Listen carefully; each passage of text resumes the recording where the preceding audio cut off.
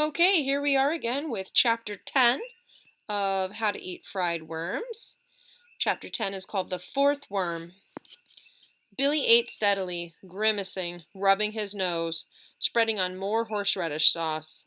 Tom bent over him, hissing in his ear, "Fish, fish, fish, fish, fish, fish." Billy paused, watching Alan and Joe whispering by the door. He swished the last bite round and round in the ketchup and mustard. All of a sudden, he said, "That's not fair. They can't act like that anymore. Every time I swallow, they lean forward as if they expected me to keel over or something. And then, when I don't, they look surprised and shrug their shoulders and nudge each other." "Come on," said Joe. "Cut it out. We can watch you for cripe's sake. We're just standing over here by the window watching you." "No, you're not," said Billy. "You're whispering and acting as if you expected something to happen every time I swallow." "It's nothing," said Joe. "Forget it. Look, we'll turn around and look out the window while you swallow." "What do you mean it's nothing?" said Billy. "What's nothing?" "Oh, come on," said Alan. "It's just something Joe's father told him about the other night. It's nothing." "What? What?" "It'll just worry you," said Alan. "It's crazy. It's nothing. Forget it." Billy tore the napkin away from his throat. "Tell me." "It's nothing," said Joe. "You know how my father is. He's always yelling about something." "Tell me, or it's all off." "Well, look, it's nothing, but the night before last I was telling Janie about you eating the worms, and my father was on the porch and heard us. So he threw down his newspaper and says, 'Joseph!' So I says, 'Yes, Pa,' and he says, 'Have you et a worm, Joseph?' And then he grabbed my shoulders and shook me till my hands danced at the ends of my arms like a puppet's. 'It's for your own good,' he says." So I stuttered out, "It's not going to do me any good if I shake to pieces, is it?" Janie was wailing. My mother was chewing her apron in the doorway. "Alfred," she cries, "what has he done? You'll just deracinate him. He hauled down the American flag at school and eaten it again? Has he—" "So what's the point?" yelled Billy. "Get to the point. What's it all have to do with me?" "I'm coming to it," said Joe, wiping his nose.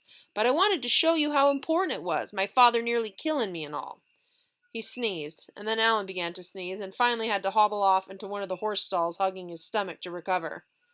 "Anyway," said Joe, wiping his nose again and hitching up his Levi's, "so my father told my mother he thought I'd eaten a worm." "A what?" says my mother, dropping her apron and clutching the sides of her head.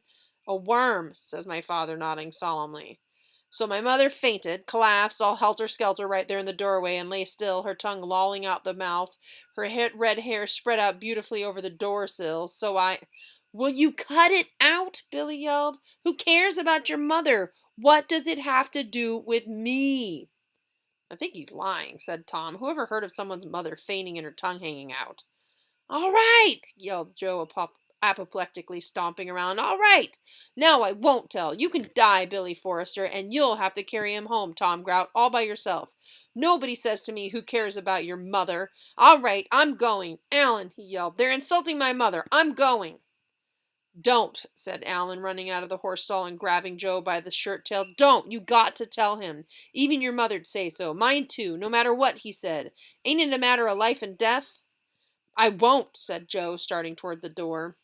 Alan pulled him back. "You got to. How long have we known poor Bill? 6, 7 years? For old time's sake, Joe, because we were all once in kindergarten together. Think of the agony he'll face, Joe, the pain and the blood and the gore." Billy was on his knees by the orange crate, wringing his hands, not daring to interfere. But when Joe glanced sullenly back at him, he whispered, "Please, Joe, for old time's sake." "Well, will you apologize for insulting my mother?" "I do," said Billy. "I do. I apologize."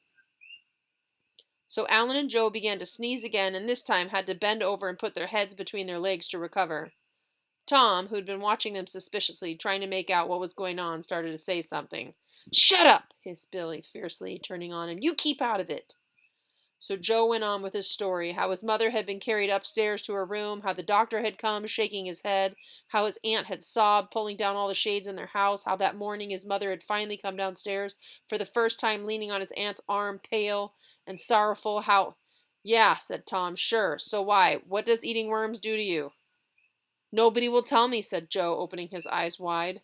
"It's been 3 days now, and nobody'll say. It's just like the time my cousin Lucy got caught in the back seat of her father's Chevrolet with the encyclopedia salesman. Nobody'll tell me why there was such an uproar." He wiped his mouth. "But one thing's sure, it's worse than poison. Probably." Crap, said Tom. Oh, yeah, said Joe. But then he and Alan had another sneezing fit, sprawling helplessly against each other. Look at them, said Tom to Billy. They're not sneezing, they're laughing. Come on, eat the last piece and let's get out of here. You really think so? Said Billy doubtfully. The sneezing did look an awful lot like giggling. Sure, look at them. Tom gave Alan and Joe a shove. They collapsed in a heap, sneezing uncontrollably. Billy watched them. Yeah, sure, they weren't sneezing. They were laughing. Weren't they? Hay fever, gasped Alan. Hay fever. Aw, you never had hay fever before, said Tom. How about yesterday or the day before? Come on, Billy, open up. So Billy, half believing Tom and half not, glancing doubtfully at Alan and Joe, allowed Tom to poke the last bite of worm into his mouth and lead him out of the barn. Alan and Joe sat up. It didn't work, said Alan. Joe began to brush the chaff out of his hair. You wait. He wasn't sure, Tom. Sure, Tom was, but he isn't eating the worms. You wait. Billy's worried. He was before. That's why he said he felt like he was going to throw up, but now he's really worried. Suppose I wasn't lying. Did you see his face when I said my father shook me? I thought his eyes were going to bug right out of his head. Alan laughed. Oh, geez, yeah. And when you said your mother fainted. Joe stopped brushing the chaff out of his hair. Except why'd you laugh so much, for cripe's sake? If you'd kept a straight face, even Tom wouldn't have guessed. Aw, you laughed first. What do you mean? Me? I laughed first? I did not. You did so. You laughed when he yelled at you the first time. You wiped your nose.